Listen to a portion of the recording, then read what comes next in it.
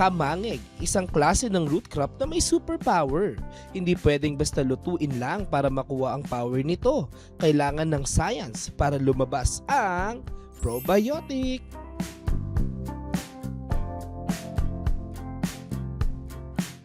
Yung probiotics kasi, kailangan natin i-isolate o kunin mismo yung mga good bacteria doon sa kamangeg. At yun ay kinakailangan natin ng mga special na medium or yung kung saan pwedeng tumubo at dumami yung mga probiotics. So hindi lang basta-basta na yan na kakainin na agad-agad kasi marami din yan mga iba't ibang klase ng bacteria. Baka may mga bad bacteria din na present doon or anything na hindi pwedeng kainin.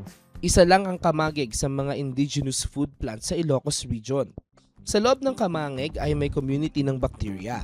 May good guys at may bad guys. Kaya kailangan ng laboratory para ihiwalay ang mga good bacteria o ang tinatawag na probiotics. Pagkatapos natin i-isolate yung mga good bacteria na present doon sa kamangeg, kailangan dumaan muna siya sa mga iba't ibang testing para sa ganun, masuri muna kung yung bang nakuhang microorganism doon ay talagang good bacteria ba o hindi. Kapag nakuha na ang probiotic, pwede itong ihalo sa iba't ibang food products o di kaya ay gawing gamot. Kaya kaya na yang gawin dito sa MMSU.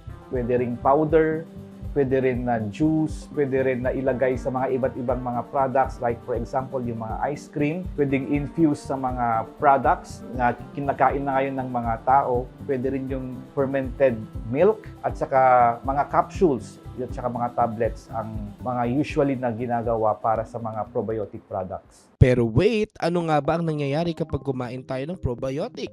Let's follow the Chantastic Probiotic! Kapag nag-i-intake tayo ng mga probiotics sa iba't ibang mga forms, say for example, mga probiotic powder or yung mga probiotic capsules or yogurt, iba't ibang mga produkto, yun ay ini-intake natin, napupunta yan sa ating tiyan. And then, of course, yung ating tiyan ay acidic yung kanyang environment. Kaya kailangan, yung mga probiotics, kailangan maprotektahan yon. Ang mga probiotics ay dumidikit sa lining ng ating bituka at doon sila dumadami. At sa loob ng ating intestines naman, nilalabanan ng probiotics ang bad bacteria.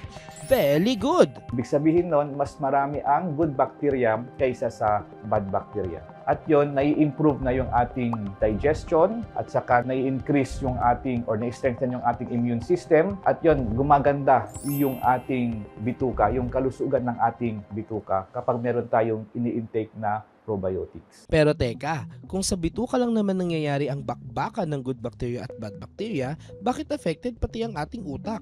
May mga ini-study ngayon na may connect yung gut health doon sa brain health. Yun yung mga developments or mga research and development na ginagawa ngayon. So ngayon, yung probiotics, makakatulong ito para mabalanse yung ating gut at maging healthy at kung saan magiging mas maganda na yung pag-absorb ng mga nutrients na yung ating mga kinakain ay talagang mapupunta sa ating systemic circulation. Tiyang ka magaling! Dito sa MMSU, marami na silang indigenous plants na pinagkukunan ng probiotics. Take note, hindi lang kalusugan ang makikinabang dito, pati ang farmers natin. Kasali yan sa tinatawag na From Farm to Lab Accelerated to Market of LAM. Ayan na ang aking probiotics ice cream duhat with kamangeg. O, diba?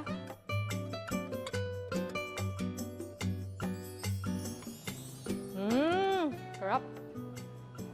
Nalasahan mo yung duhat, tapos para siyang may chips. Yung chips ba yung kamangeg? Malamang yun, no? So, healthy na, masarap pa.